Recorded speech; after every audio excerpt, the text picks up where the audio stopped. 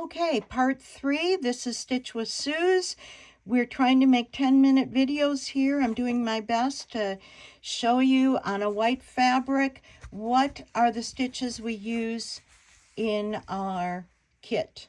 All right, the one that we're going to cover today is the feather stitch, and this is with 6-ply.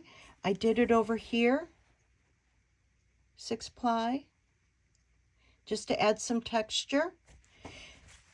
And the feather stitch is on page 24.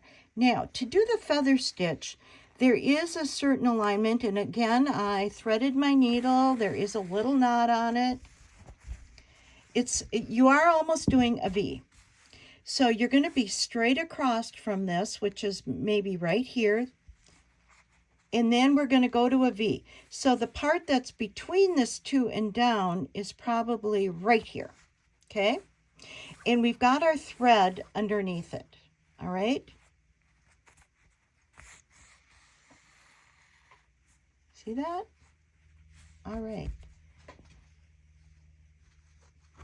Now, since this is coming out right here, we can either go to the right or to the left. So if we would go to the left, I will put my needle in, again, this far. You can decide. I'm making it a little bolder. I'm putting my needle in.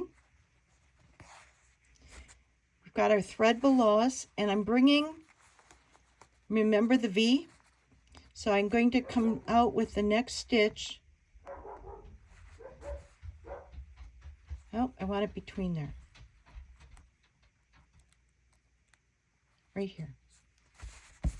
Okay, I'm going to pull. We want our thread underneath because what we're doing is the top thread stops it. See that? Okay. Now we're going to go straight across, and let's do right here. Okay.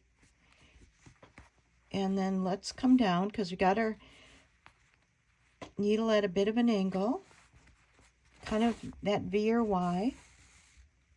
Okay. These are called feather. Okay, now we're coming out here, so let's go to the right. Let's make kind of a, so I'm going to go straight across about that far. Okay, I'm going to come down a bit, and it's between those 2 entering points. Again, the thread is underneath.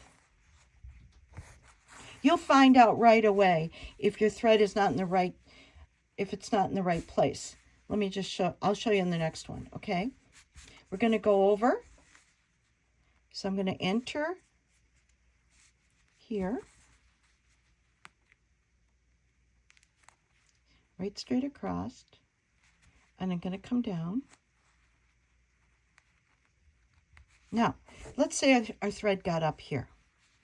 As we're pulling, look what happens. It's just going to be a straight stitch going across. So if you see that happening, get your thread, put your needle through, and you want to catch it. It's very similar to a blanket stitch. All right, that is our feather. Let's do one more. And in the book, it shows you could actually come back and do another color in using your midpoints. It's really interesting. I like this stitch. Okay, straight across. Add an angle so it's going to catch it right there. There you go. Now to end it, obviously, you have to catch that, so you're just going to bring your needle right underneath it so it catches that last thread and tie your knot. There's your feather. All right. Now, another stitch I did, and let me show you. We'll go back on here, is right here. I did tone on tone to get a texture, and it's called Sheaf, S-H-E-A-F, Sheaf Stitch, page 52. Okay, and it looks like wheat, but I kind of like it, and I'm going to go around with the sheaf stitch. I did keep the 6-ply. Now, if you want it not quite so bulky, then take your thread in half. And, oh, I should tell you, on the fishbone, I only did 3-ply on the fishbone. Even though I showed it to you here with 6-ply, I only did 3-ply, and it got nice and close and even instead of bugging out. All right, I'm all ready. We're going to do the sheaf, and you do 3 stitches. With the sheaf, you are straight across or straight up. I'm going to do straight across. I'm going to go in, depending on how long I want it, I'm just going to go in about 1/2 inch again. And I'm going to bring my needle, oh, I want it closer than that, a little closer, because I'm going to be trying to make parallel lines. Okay? Now I'm going to go across,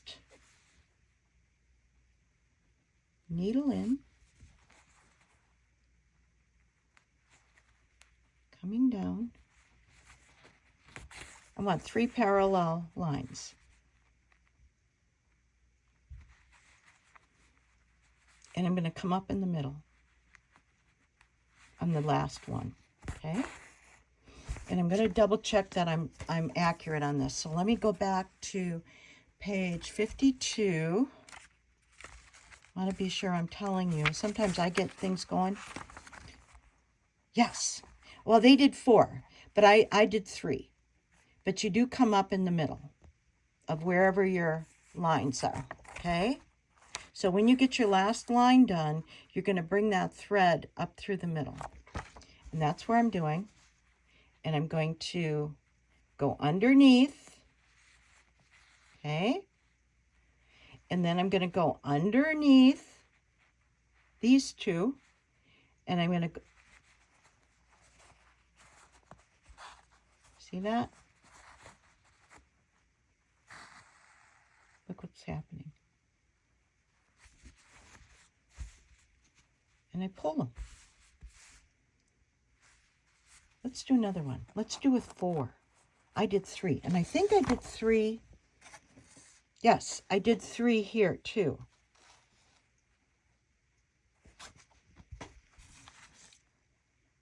Yep, we do 3 or 4 parallels. Okay, so here I just connected.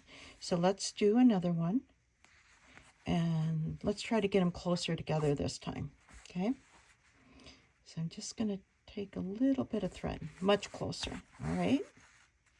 And I'm going to go straight across, enter, because we want a parallel. I'm just taking a little thread. Yeah, close, okay? Again,